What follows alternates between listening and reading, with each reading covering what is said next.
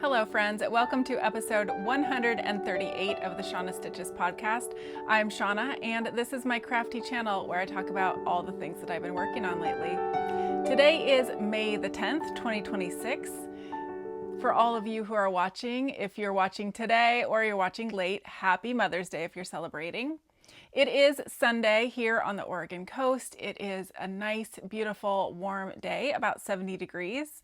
And today I'm wearing my confectionery cardigan.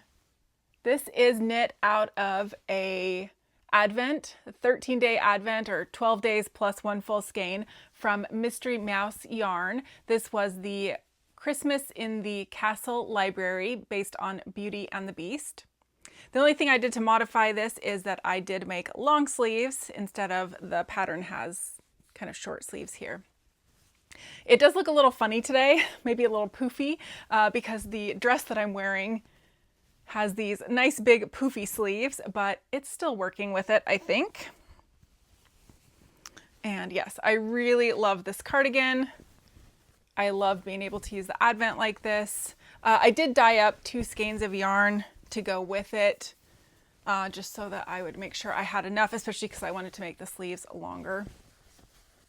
Try and get my ruffles in the right spot here.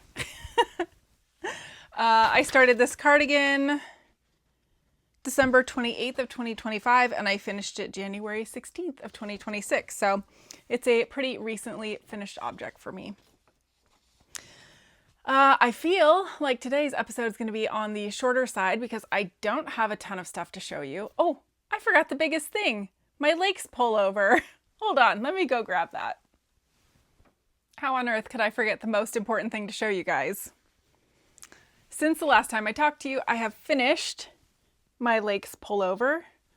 I can't remember exactly where I was when I last showed you. I think I was on the ribbing, or maybe I had finished it, but I just hadn't blocked it. I don't remember.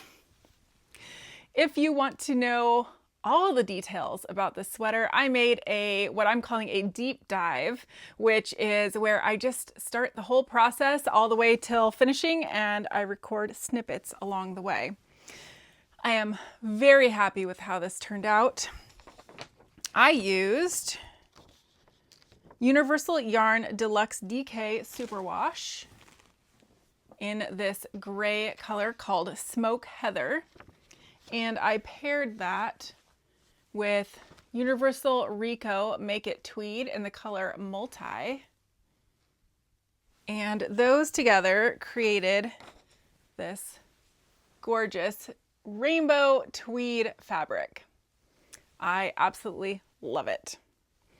I was worried after binding this off before blocking because the fabric just seemed kind of stiff. It didn't seem like it was really relaxing. It didn't look very good on. I'll just be honest. It looked okay, but it didn't look great. After blocking, this is the sweater of my dreams. The fabric has softened up. It is really, really wonderful. Very happy with it. I will put some pictures in of me wearing it. I started this pullover on March 29th of 2026 and I finished it May 3rd of 2026. So yeah, I'm very happy with that. I would 100% knit this again. I would definitely use the same yarns that I used for this, whether it was this project or something else. And I know this is going to get a lot of wear once our weather cools back down. And knowing us here on the Oregon coast, we get plenty of cool weather even in the summer months. So it's not out of the question that you will see that on an episode sometime in the near future. That is the only finished object that I have to show you today. I do have some works in progress. Let's see, what one do I want to show you first? Let me show you my DK Weight Cozy Memories blanket. So let's see. Yeah, that's correct. Since the last time I showed you that little gummy bear stitch markers marking the last square that you have seen, so I added this pink one and I added this sage green. So soon this is going to be 4x4 or 16 squares. But I absolutely love this. It's hard to say because my fingering weight one is so big right now, but I think the DK weight one is my favorite. Right now it is just easier to add to because it's nice and small. I think the squares probably take the same amount of time to knit or close to it, but I don't know, this just, obviously it's growing faster. I really enjoy that. I like the thick and the plumpness of holding the fingering weight yarn double or using DK. It's just a really soft, squishy, fun project. The next project that I have to show you that did see a little bit of work is my Penguono by Stephen West. I have had this on the needles for a very long time. When you last saw it, I had this side done, the welts, as well as this portion. But what I've added to it since you have seen it are the welts on this side. So I still need to do that little section that comes across here. But it is slowly growing. I'm using 3 colors of Holst Garn Supersoft for this project. Those colors are Tundra, Larch, and Pea Green, and I'm just holding them in different iterations. Across the back here, I have pretty much every combination of those yarns that you could imagine, going from 3 strands of the darkest to slowly getting lighter. In the section is all just the light color, and then reversing back to the top. I really do like this project. Just making sure I didn't drop stitches. But yeah, it's fun to work on. I just haven't been spending a ton of time on it. Oh, I'm getting warm in this sweater already. The next project, I think, I keep referring to my show notes. That's why I keep looking over here. Yeah, the next project I have to show you is the Bullerby socks. That is a current mystery pattern. So if for some reason you don't want to see what Clue 2 looks like, I've finished all of Clue 2. That is as far as is out right now. That came out, what day was it? Friday. Before I show you my clues, I'll show you the yarns that I'm using. This is Plymouth Yarns Neon Now in the color 2. Very bright, hot neon pink, orange, and pink. It's really pretty. And I'm just going to put this on my homemade sock blocker. This is a sock blocker cut out of a placemat from the dollar store. I actually have these cut out from when I was doing Sock Madness, because for that you have to display your socks in a certain fashion so that they can make sure all the stitches are there. So this works pretty well for that. My yarn is tangled around one of my stitch stoppers. Let's see if I can get that undone. Okay, nope, still tangled.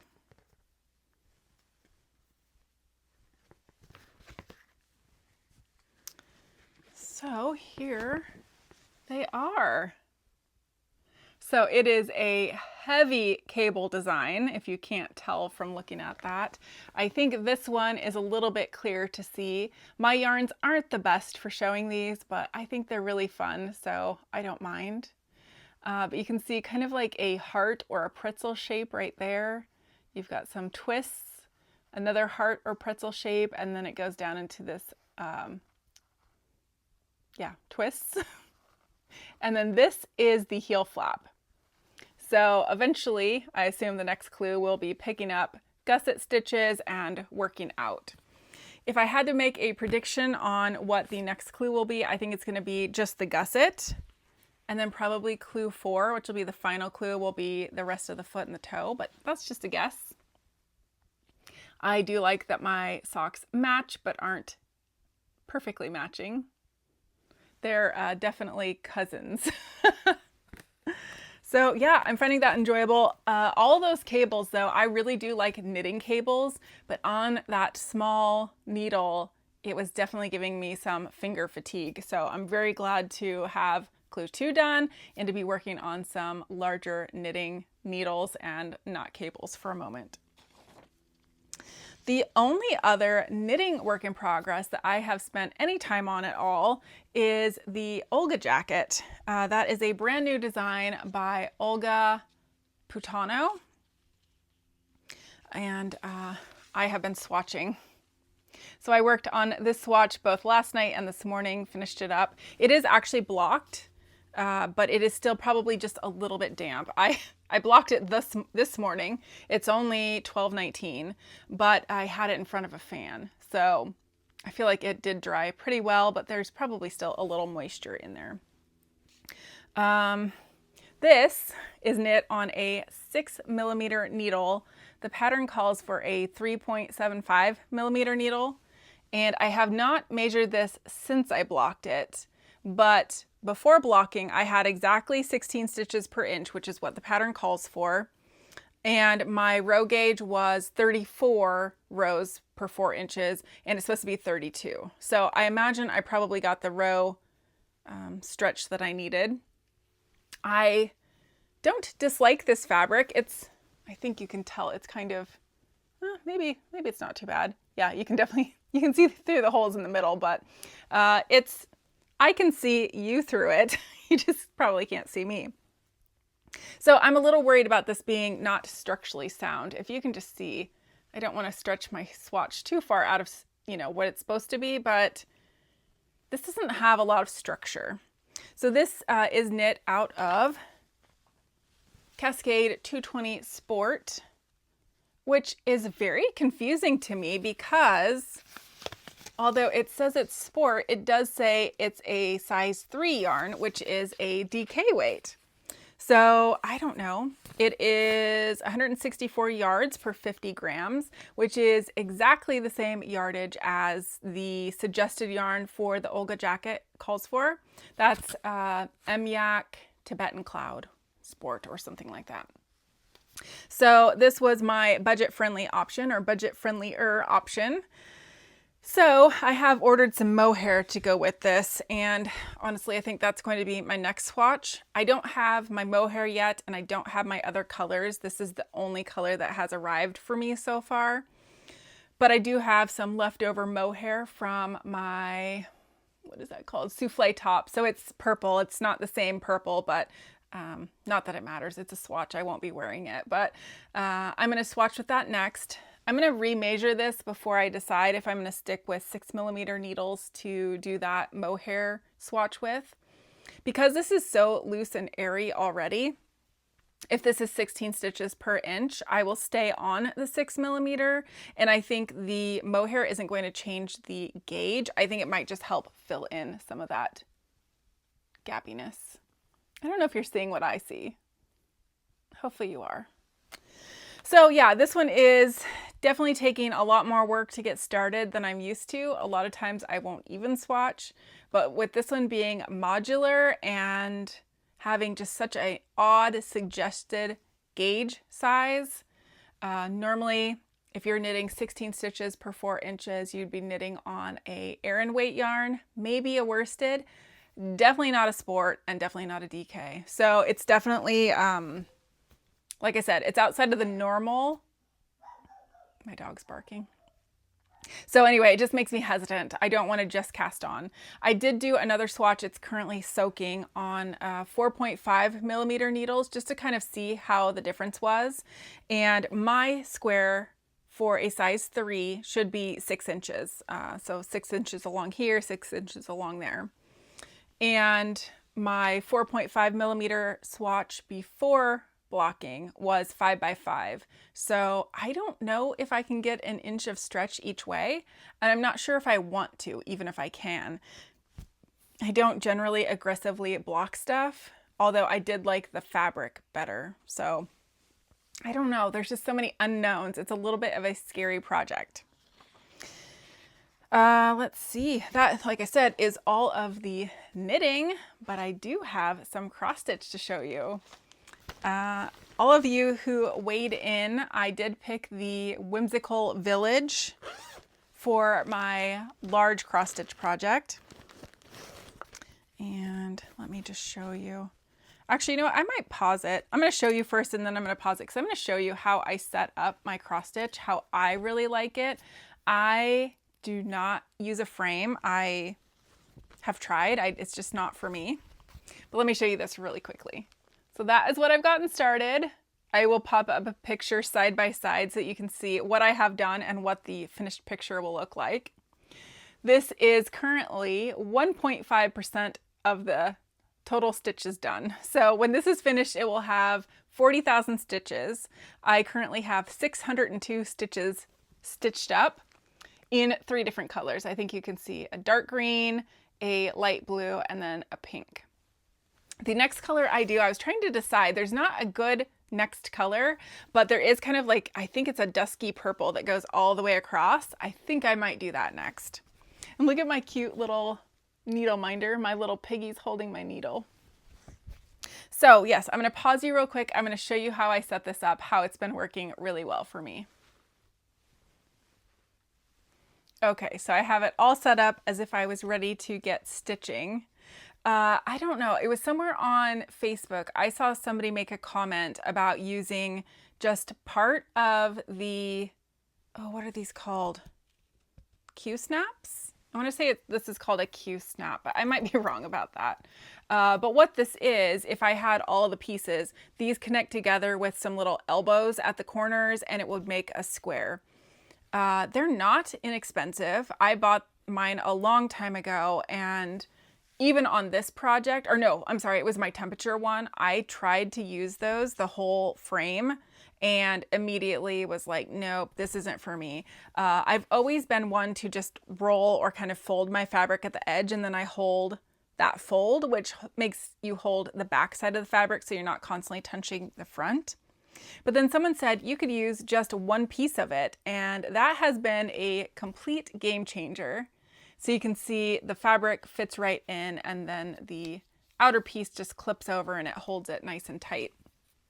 And then I do kind of roll up or fold the bottom, that's the bottom portion, and the other side, just so that all that fabric isn't there in the way.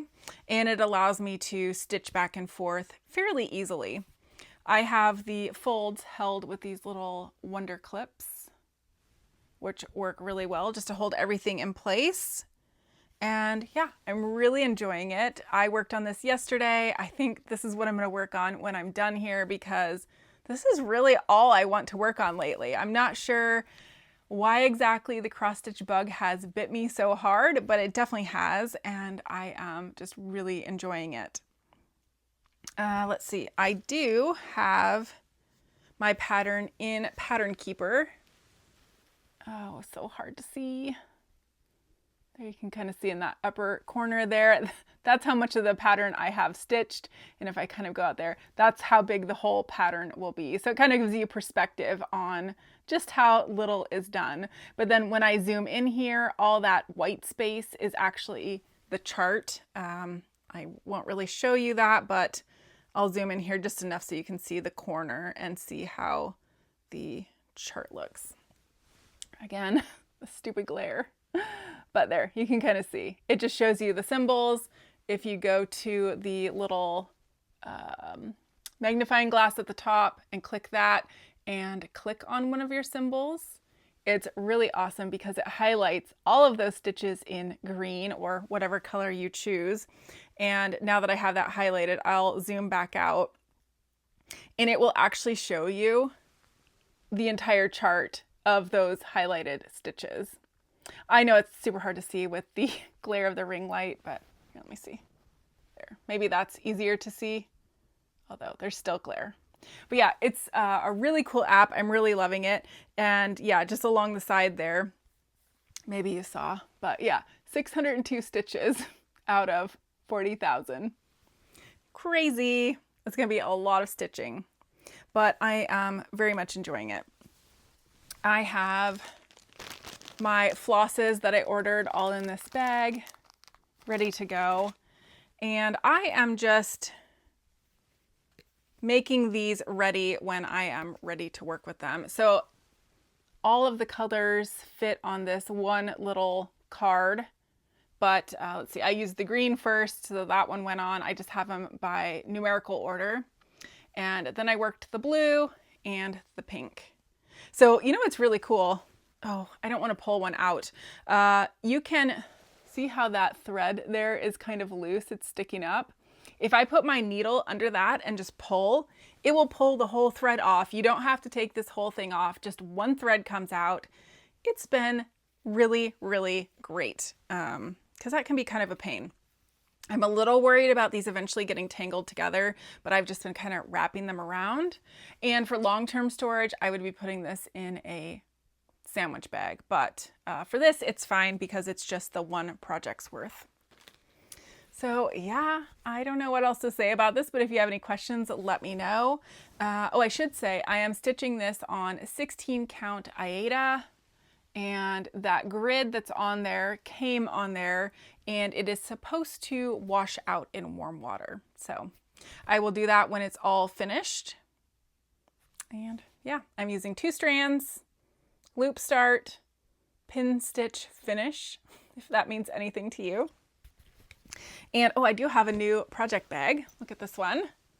I opted for the not vinyl cover this time because I didn't really see the point. I guess I don't have that many projects that I need to be able to see in. But yeah, this one's really pretty. Who is this by? I would love to tell you. Well, they don't seem to have a designer's mark, but I found them on Etsy. Came with this pretty little flower pull tab, which also is a progress keeper. I could use it if I wanted. So yeah, I'm going to leave this set up so I can stitch when I'm done here. What else to say? My upcoming plans for knitting and crafting in general are just to keep working on that Olga sweater and hopefully get that to a point where I'm ready to cast on, because I'm so ready to cast on. Here's my swatch. This will not be able to be used for the sweater because technically I did the swatch as if I was starting the sweater. So this should technically be 2 colors, but because I only have the one, I just, for gauge purposes, I figured it would work. But yep, that's what I'm going to be working on knitting wise. Still working on Penguono. Of course, the Bullerby socks, the next clue will be out this coming Friday. Let's talk a little bit about books. I did finally finish listening to The Nightingale by Kristen Hanna. I really liked the whole book, except for the ending. It wasn't that the ending was bad, it just did not tie up enough loose ends for me. So I gave that book a 3.5 star. It would have been a 4 star had the ending just been a little bit better. I think it's definitely worth your time to read or listen to. I just really wanted more at the end. And I guess that technically is a good book because you do want more, but it just left too many things unanswered. I just this morning was finally able to get the audio book version of The Women through Libby. That's why I'm not paying for audiobooks because I only listen to them once. So I was going to say rent. That's not the right word. I borrow them from the library through Libby. And yeah, the next one is The Women by Kristen Hanna. So same author. This will be my 3rd book from her. I do really like her historical fiction.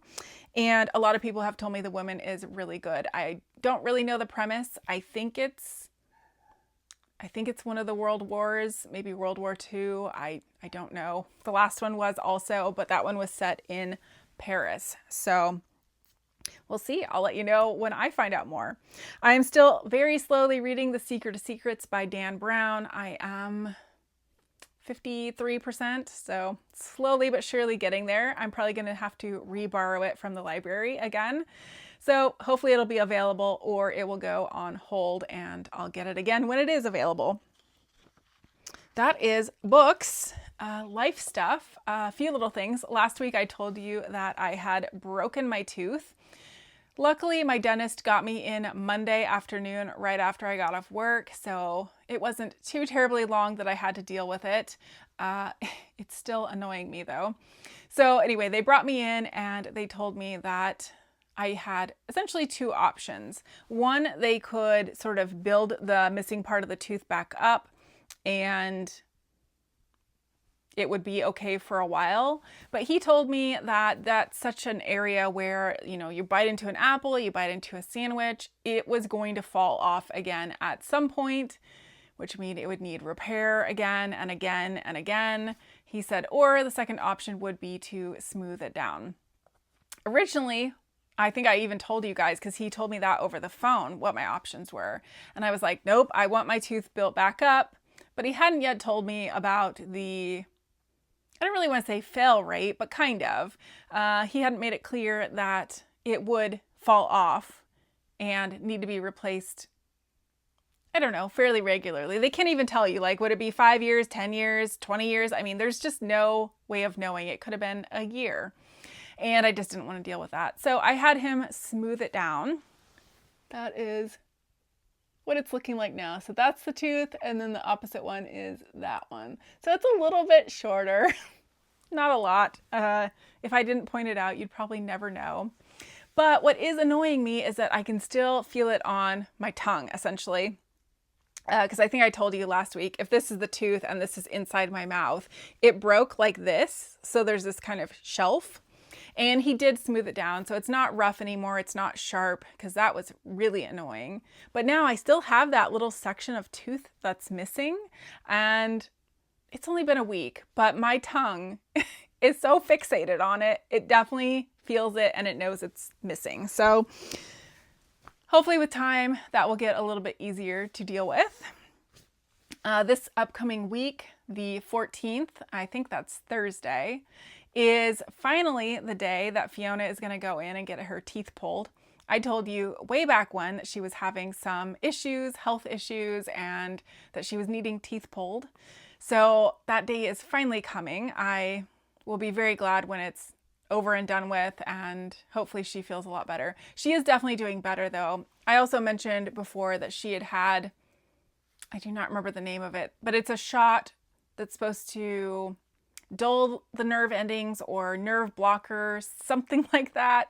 And it's for arthritis and other pain. So she just had her second shot of that, and she definitely seems to be moving better. She seems to be more spunky and definitely feeling better than she was. So I'm happy for that.